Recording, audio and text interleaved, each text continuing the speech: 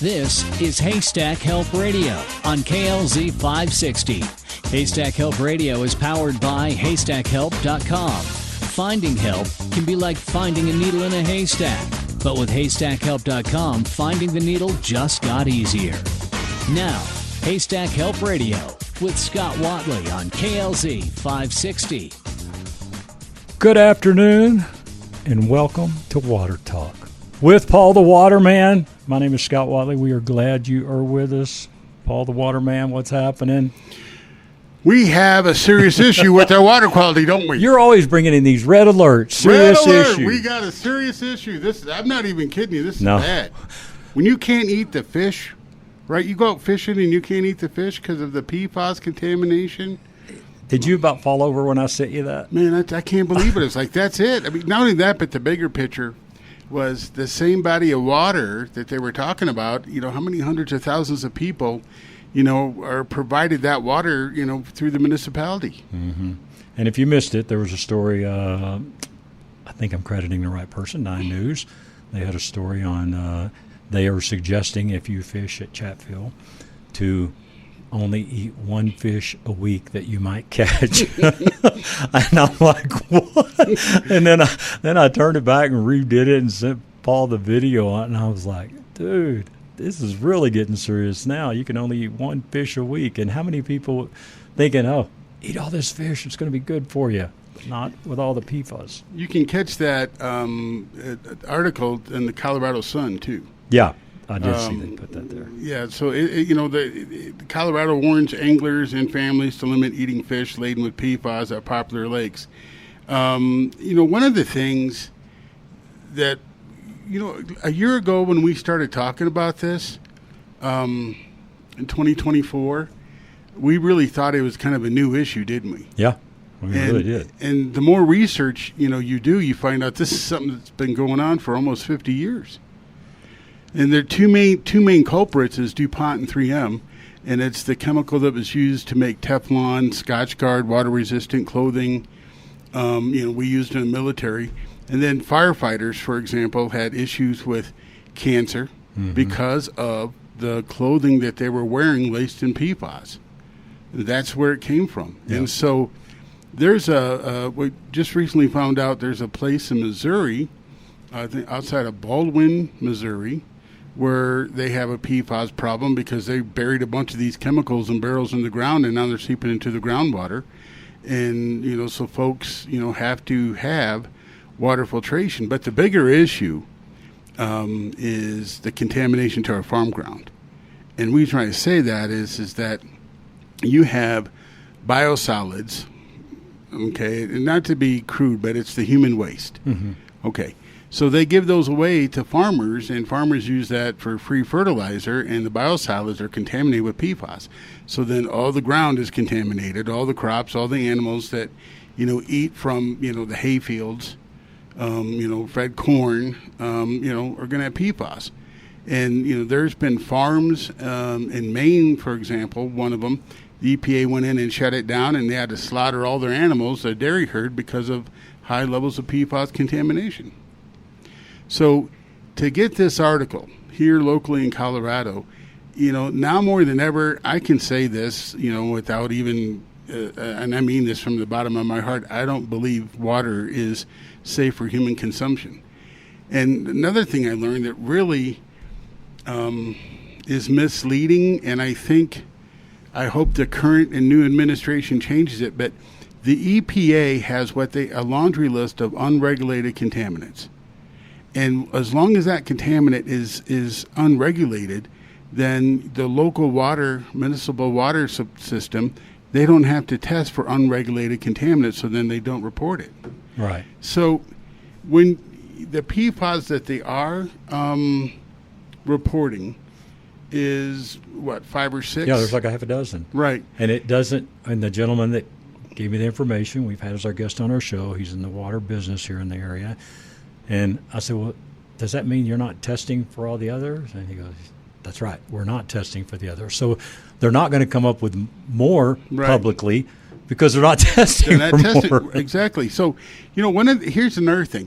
That same individual told us that, every major over-the-counter medication tested positive.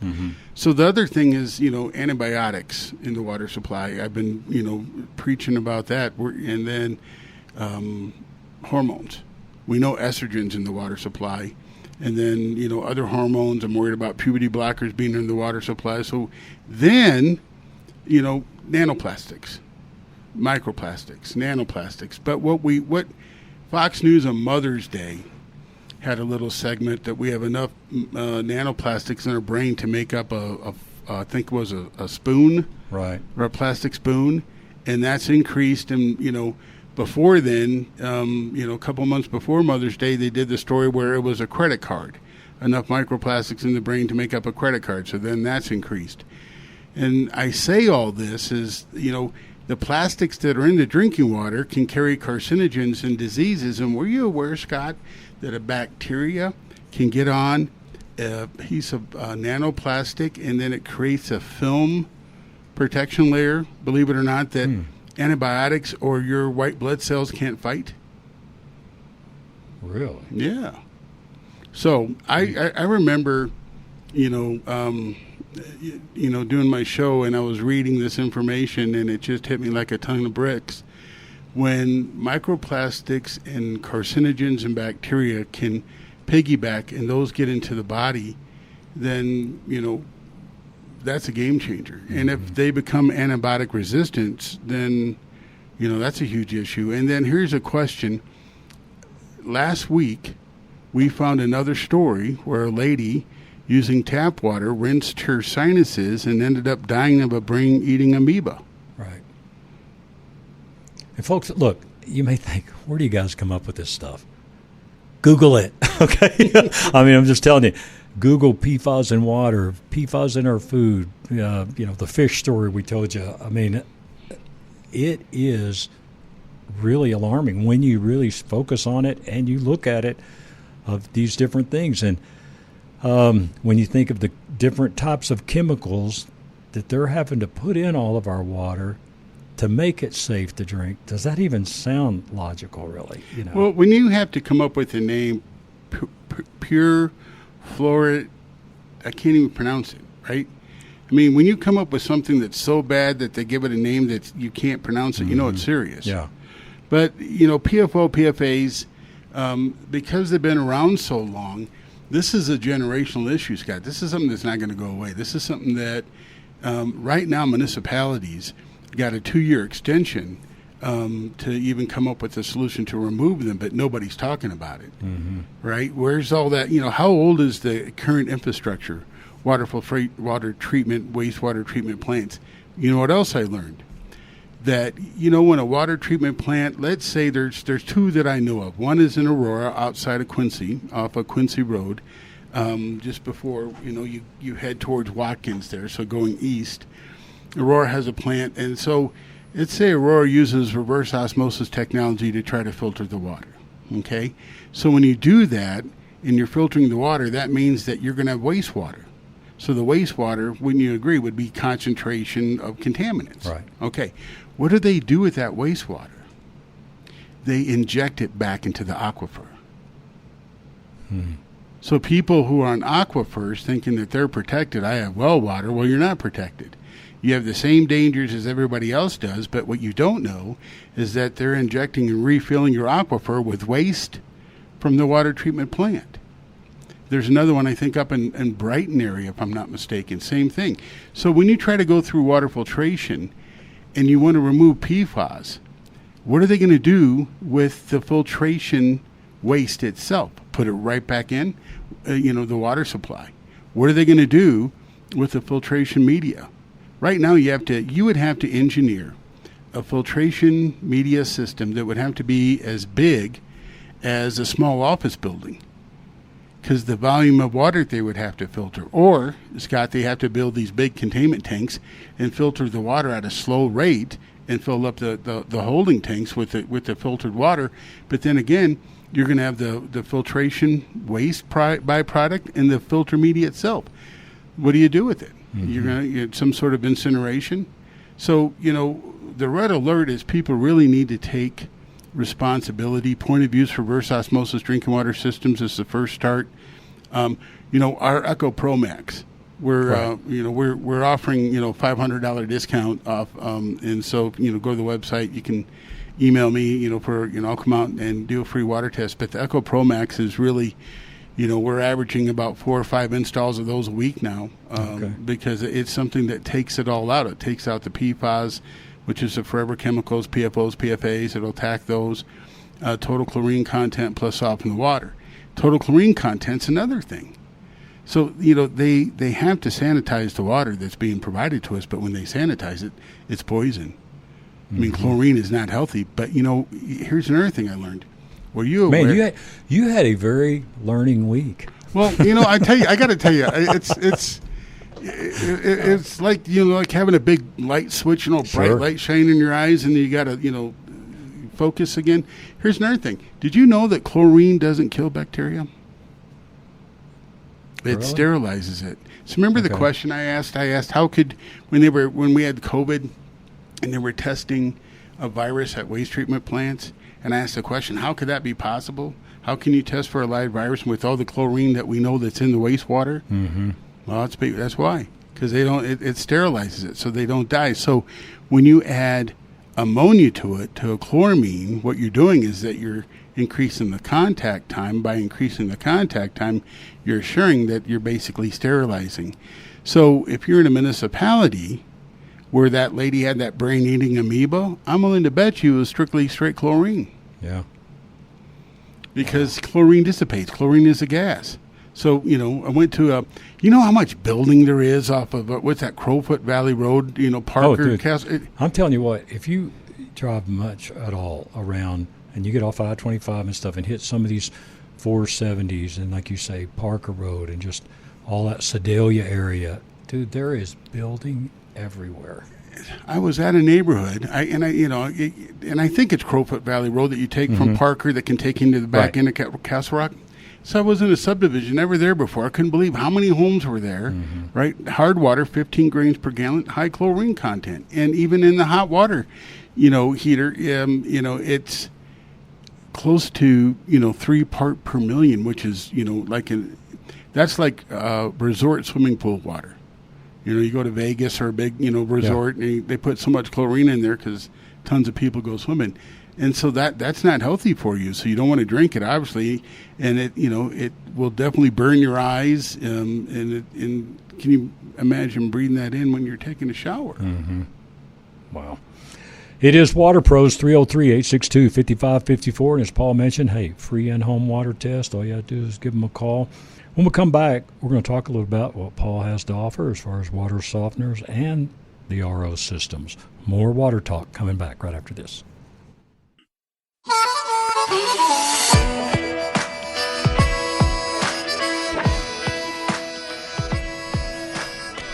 Welcome back to Water Talk. Paul the Waterman in the house. 303-862-5554 is the number you need to call for your free in-home water test.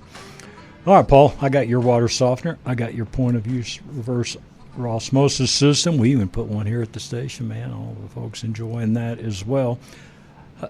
Somebody asked about service. How often, let's say like a water softener and then the RO, point-of-use RO system, should you come out, should we get you out like once a year, once every couple of years to service? So the rule of thumb, great question. Okay. The rule of thumb was a water softener supports reverse osmosis. The reverse osmosis filters should last you 5 years. Okay. But with everything that we're seeing in the media today, news stories regarding the forever chemical contamination, microplastic contamination, I can guarantee you that, those weren't in consideration. Mm-hmm. So now I believe every 2 years you should have your RO filters changed. Okay. Now, if you're in a large family where you have 4 people, 5 people, you should probably think about once a year. But, for you in Victoria, 2 people in the home, every 2 years you should get the filters changed. It's important. I was talking to folks, reverse osmosis, remember, RO systems are not designed to function in hard water. So if you have hard water, what will happen is the hardness is a liquid that when it oxidizes, it converts to a scale, and that scale will rip the reverse osmosis membranes. Mm-hmm. And so you lose that. And then also remember the reason why the bottled water industry had the nanoplastic, microplastic contamination problem, to the point where even today people are saying don't drink bottled water because of it. They bypass the water softening part of the filtration process. And what they're doing is they're using reverse osmosis membranes as sacrificial membranes. They're thinking the first bank of membranes can take the hardness out, and the second bank of membranes can take out the chemical unwanted contamination. But what happens is that, on a commercial side, you're forcing the water through the RO membranes with a pump. So that calcium will get trapped, but then the calcium, where you have water with microplastics, the microplastics bounce off the calcium and get smaller. Right. And so that it doesn't dissipate, it doesn't go away, it just passes through, and bottled water has a contamination issue now. Mm-hmm. You look at, we were talking today, after I saw that fish story and we were talking, went to eat. And, of course, every time you go in a restaurant, what do? They bring you water. Right, big glass of water. And we were in Kansas away at a funeral, and son, we're so used to our water. We sat down, and a young lady brought our water to us, and, man, took a big gulp. And, I mean, it was disgusting. But Mike, I bring that up to say this. Do you find many restaurants, or have you done some ROs for restaurants? No, the only thing most of our restaurants are based. Yeah, so there's service companies that are contracted for restaurants and the only thing they're doing is chlorine filters.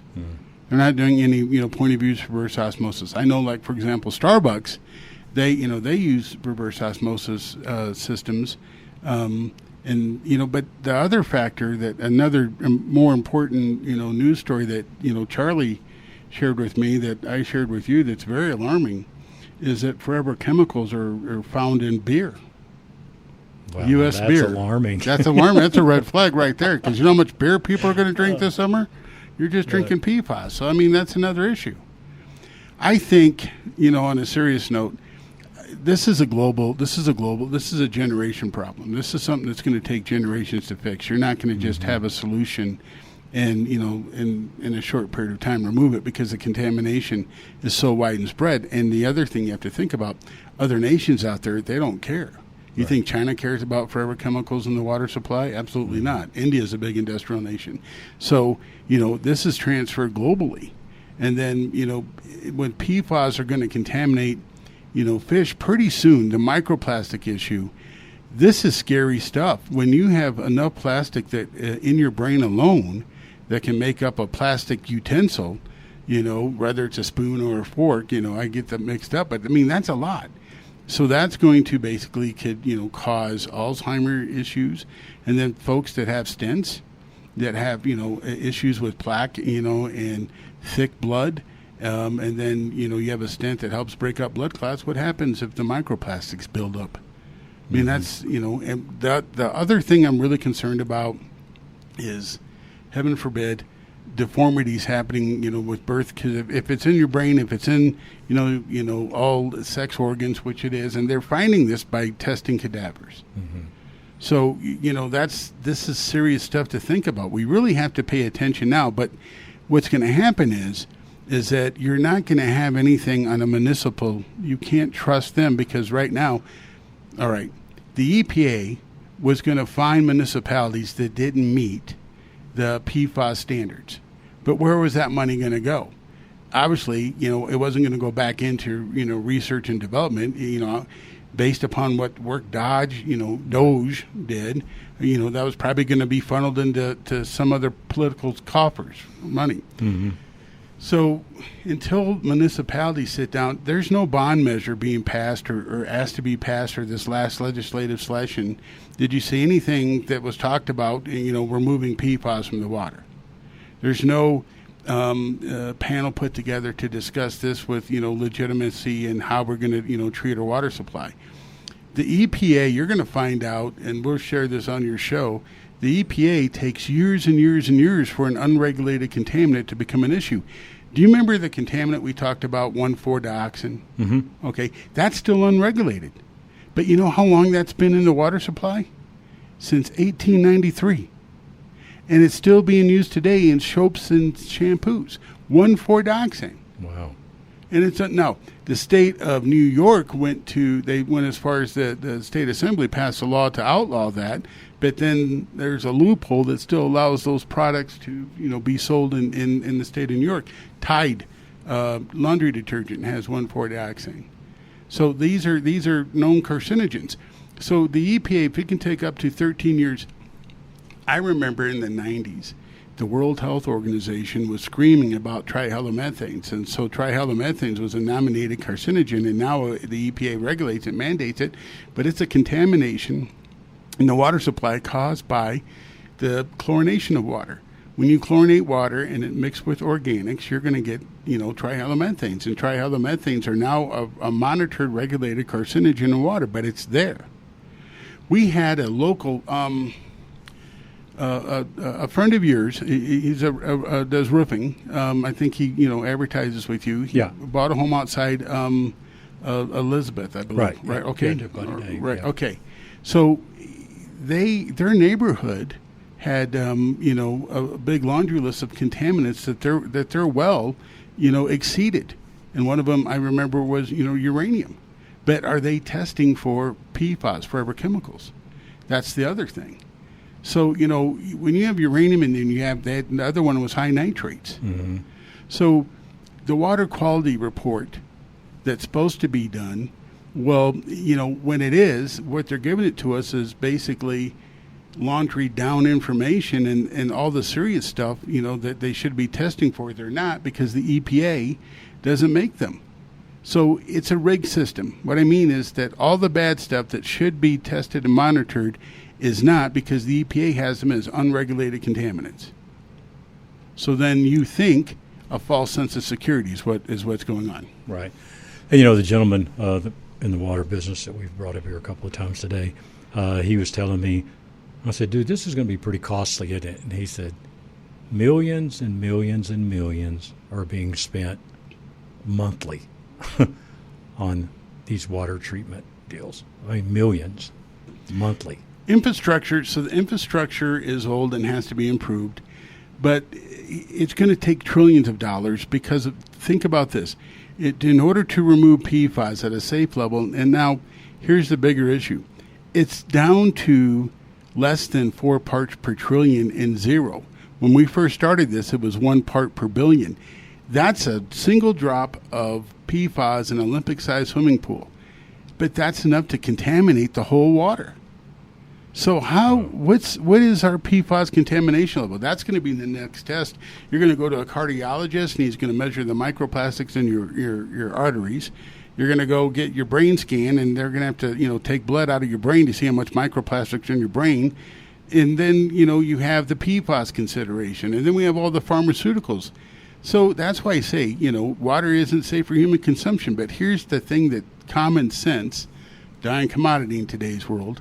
This is the fact. Whatever contaminates the earth contaminates us. Yep. I mean, it is. We can't deny it. We can't hide it. All right. You mentioned $500 off. Let's give a special here for this month. All right. So with the Echo Pro Max, we're at $41.95. We're going to take $500 off. You can get an Echo Pro Max for $36.95 installed. $3,695 installed. That'll take care of the hardness. That'll take care of the forever chemicals, take care of the total chlorine content. Okay. And so that's, the whole kit and caboodle for the whole house. Can't beat that. It's a great price. Man. It is Paul the Waterman. It is WaterPros, waterpros.net. Their number 303-862-5554. When you call, make sure you mention you heard Paul here on Water Talk, and we'd appreciate that as well. And, hey, if you ever have a question for Paul, I try to mention this every day. We have our Flesh Law text line, and maybe you're listening and you can't call in, but you're always welcome to send us a text for any of our guests. But if you've got one for Paul, hey, shoot me a text, 720-201-8585, and we will get that handled for you. So, Paul, always appreciate your time. Hey, thank you very much. Appreciate being here. All right, bud. Hey, thanks for being with us today. Hope you have a great weekend, and we'll talk to you Monday.